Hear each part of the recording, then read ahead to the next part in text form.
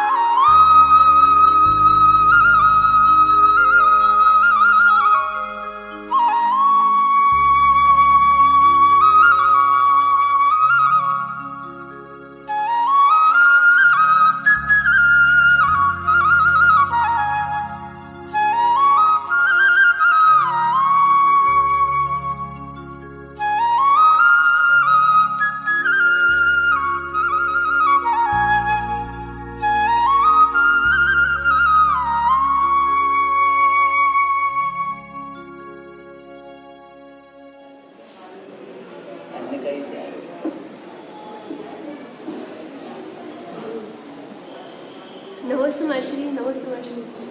महर्षि मेरा प्रश्न है कि मतलब वो मंगलाष्टक पढ़ते ना, ज्योतिर्व्यंतर भावना मर गए, तो इसमें मतलब ज्योतिषी देव, वनवासी, चक्रवर्ती हमारा कल्याण कैसे करते हैं?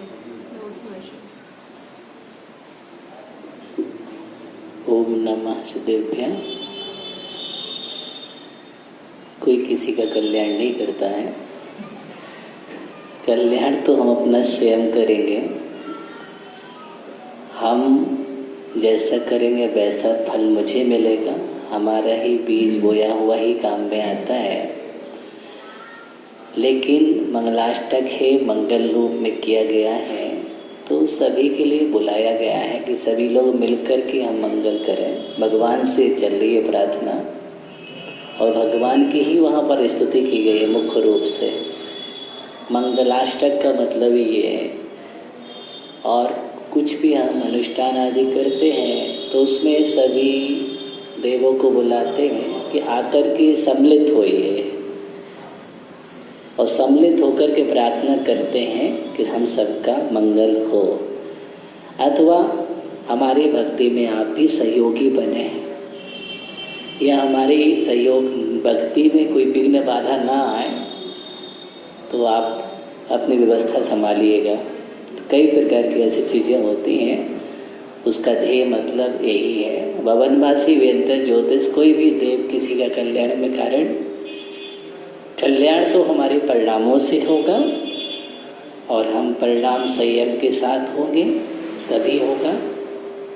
ओम नमः शिवाय। कल देव दान का क्वेश्चन आया था महर्षि, तो आपने बोला था अपने आगम में ऐसा कोई उल्लेख नहीं है देह दान। हाँ, तो जैसे उस समय तो साइंस इतना वो नहीं था जब अपना आगम था उस समय। अब साइंस ने बहुत तरक्की कर ली है, तो उसके अनुसार होता है कि कभी कोई मर जाता है तो उसके अंग अगर काम आ रहे हैं किसी के लिए तो अपन को देना चाहिए। तो ये चीज़ कहाँ तक उचित है कि हमको देना चाहिए या नहीं? देखिए, आगम की विवक्षा से तो ये कठिन नहीं होगा ना, होता है। आगम उस समय, आज जितना ज्ञान है ना, इससे कई गुना ज्ञान पहले था।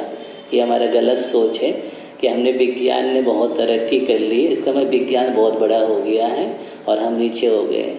जरा विज्ञान से पूछना जा करके कि विज्ञान जो शोध कर रहा है किससे कर रहा है। विज्ञान जितना भी शोध कर रहा है ना, जैन दर्शन से कर रहा है। नासा में अगर आप खोज करेंगे जाकर के तो अपने जैनागम रखा हुआ है वहाँ, और आचार्यों द्वारा लिखित बड़े बड़े खगोल शास्त्र विज्ञान रखे हुए हैं और उनके माध्यम से पूरी शोध कर रहा है। इसका मतलब विज्ञान बड़ा कि आगम? आगम तो बड़ा ही। एक बात कह रहा हूँ, यानी वर्तमान का ज्ञान ज़्यादा है कि पहले का ज्ञान?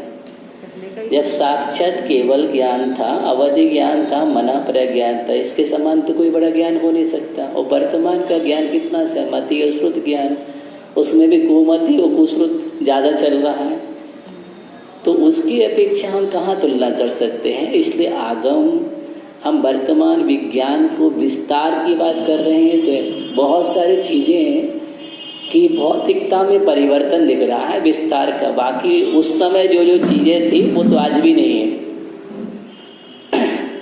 जब आप चक्रवर्तियों को देखेंगे तो आप तो आश्चर्य करोगे कि आज तो विज्ञान तो कर ही नहीं सकता, वो आविष्कार कर ही नहीं सकता, सामर्थ्य नहीं है। इसलिए ऐसा नहीं कहिए। आगम में तो बहुत जो लिखी है एकदम आगे तक की लिखी हुई है। कहाँ तक की लिखी हुई है? पूरे कालों की, कि कहाँ क्या काल होना है और क्या होगा, सब कुछ लिखा है। इसलिए गलत को गलत ही, आगम में देहदान की कोई विधि नहीं है, अंग दान की कोई विधि नहीं है। और ये सब तो हम लोग अगर करते हैं तो हम लोग को उसका दोष लगेगा? बराबर लगेगा, आगम के अनुसार तो लगेगा, क्योंकि वो सम्यक्त में नहीं आएगा और धर्म में नहीं आएगा। बस इतना समझ लीजिएगा। ओम नमः सिद्धेभ्य। महाराज श्री, दिवाली हम लोग अमावस के दिन मनाते हैं क्योंकि महावीर भगवान का मोक्ष हुआ था उस दिन। लेकिन ऐसे कोई भी शुभ कार्य करने में हम लोग पहले तिथि देखते हैं कि अमावस है, नहीं करना है ये काम, और या कोई विधान वगैरह भी करते हैं तो बोलते हैं अमावस को नहीं करना चाहिए। क्यों? ओम नमः सिद्धेभ्य। देखिए, अमावस ऐसा नहीं है कि अशुभ ही हो और ऐसा भी नहीं है कि शुभ ही हो। जब ज्योतिष मुहूर्त तिथि आदि में देखते हैं तो कहीं कहीं हर तिथियां अशुभ हैं, और जब योग बनाते हैं तो योग मिलने पर सभी तिथियां शुभ भी होती हैं। कृष्ण पक्ष की तिथि भी शुभ होती है और शुक्ल पक्ष की तिथि भी शुभ होती है। सामान्यतः कृष्ण पक्ष की तिथि पंचमी तक वैसे ही शुभ रहती हैं, लेकिन उसमें भी योग मिलना चाहिए। उसमें अगर अशुभ योग मिल रहा है तो वो अशुभ हो जाएगी। ऐसी अमावस भी है, अगर अमावस के साथ योग अच्छा बन रहा है तो वो तिथि अमावस वो भी अच्छी होती है। दूसरी बात, तीर्थंकरों के द्वारा जो तीर्थंकर की जिन तिथियों में कल्याणक हुआ है वो तिथि तो वैसे ही पवित्र तिथि है, इसलिए कल्याणक तिथि तो अपने आप में मंगल स्वरूप है, पवित्र है और शुभ ही है। अब जब साक्षात भगवान महावीर स्वामी का निर्वाण हुआ तो वो तिथि तो वैसे ही परम पवित्र हो गई। तिथि से भगवान का निर्वाण नहीं हुआ, भगवान का निर्वाण जिस दिन हो गया वो तिथि ही पवित्र हो गई है। या जिस दिन जन्म हुआ है जिस तिथि को, वो तिथि पवित्र हो गई है। दीक्षा हुआ, ज्ञान हुआ, वो तिथि पवित्र हो गई है। बाकी बहुत सारा ज्योतिष का विषय है, तो उसमें तिथि, बार, योग, करण, ये सब कुछ मिला करके फिर मुहूर्त देखा जाता है, और सबका योग अच्छा बन रहा है तो वो तिथि विशेष अच्छी मानी जाती है। अलग अलग विषय है और अलग अलग चीज का मुहूर्त भी है। ओम नमः सिद्धेभ्य।